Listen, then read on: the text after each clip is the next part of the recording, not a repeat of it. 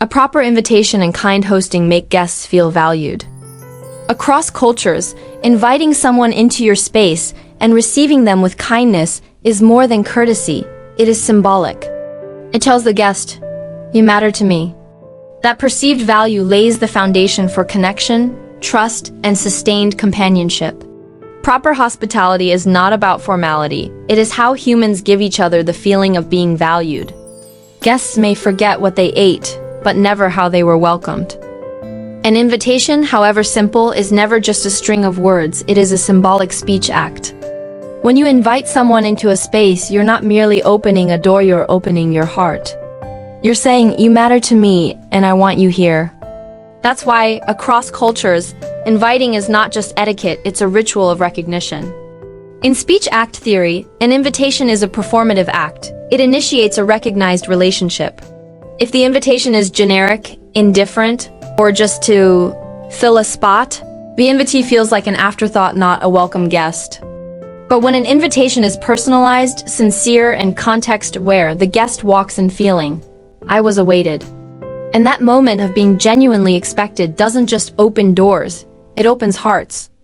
At a gathering, it's not the food guests remember most, it's how they were hosted. A good host doesn't need grandeur, they need presence. That presence is shown in a welcoming glance, a sincere, "I'm so glad you're here," in remembering names, offering a chair, pouring tea. In hospitality psychology, guests don't seek perfection, they seek authenticity. A simple meal served with warmth outweighs a lavish feast served cold. Hosting, then, is not a service, it's a relationship.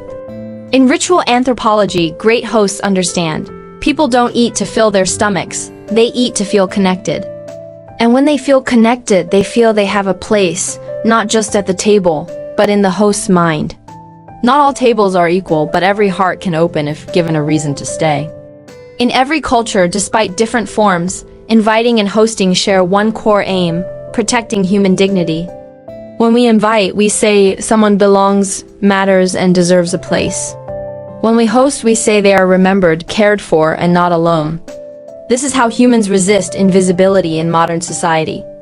In social philosophy, hosting is not just a behavior, it is an ethical declaration. I see you. And that is what millions of people working, living, and loving long for: to be seen, to be needed, to be remembered. A society that loses its hosting culture loses its capacity for meaningful connection. Preserving rituals of invitation and hospitality is not outdated, it is a way to preserve human grace in a cooling world. There are times when people feel they don't belong at school, at work, or even among family. And sometimes, one sincere invitation, "Come have dinner with us tonight," becomes a lifeline. That invitation is not about food, it's about saying, "I see your loneliness, and I don't want you to be alone." In attachment psychology, inviting is one of the subtlest but most powerful social interventions. It doesn't change someone's reality, but it changes how they feel inside it. A person who knows how to invite at the right moment listens with their heart. And one who hosts with care quietly heals. In a busy world, a thoughtful invitation is emotional therapy without a therapist. Hosting is not a material display, it's a spiritual exchange. Guests rarely remember how many dishes you served, but they always remember if your eyes truly saw them. In Vietnamese villages, a plate of pickles and green tea may be humble, but the invitation carries honor. In Japan, every gesture from removing shoes to passing a cup says, "I respect you." The art of hosting lies in being present. No phones, no distractions, no getting it over with. In ritual-based communication, what makes hosting memorable is not the meal but the bond. A bond that is subtle, gentle, quiet, but touches the deepest part of one's being. Thus, true hospitality is the art of the heart, not just the hands. In an age where people are retreating inward, hosting becomes a powerful countercultural act. It says, "I still believe in people. I still want to create shared spaces." When you invite someone home, you open a private world. It takes trust, vulnerability, and risk.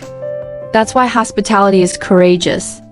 It defies the trend of isolation, challenges the "I'm fine alone" lifestyle. In inviting someone into your life, you're saying, "I'm willing to connect, to share, to listen." In a post-isolation world, hosting is the most beautiful way to say, I am open. Perhaps in an increasingly digital world, those who still know how to invite and host are those preserving the most human part of us. Because to host someone, you must pause, listen, prepare space, and care about someone else's feelings. That requires a capacity machines lack, empathy. And that empathy is what's fading amidst convenience. So hospitality should never be dismissed as a small thing. It is a life skill to preserve humanity within machinery. Those who welcome others also welcome themselves, their tenderness, their need for connection, their wish to live with others. We often think of hosting as something small, but in truth, it is the art of holding people close. One well-timed invitation can rescue a relationship thought forgotten. A simple meal can bridge what once felt like an unbridgeable gap. And one handshake of welcome can open a shared future. That's why those who invite and host with care are not just creating pleasant moments. They are quietly healing the world. If you believe in the value of presence, kindness, and human-to-human hospitality, share this message. Like, share and subscribe to help spread human warmth in a hurried age. Sometimes, one invitation is all it takes to keep someone walking with life a little longer.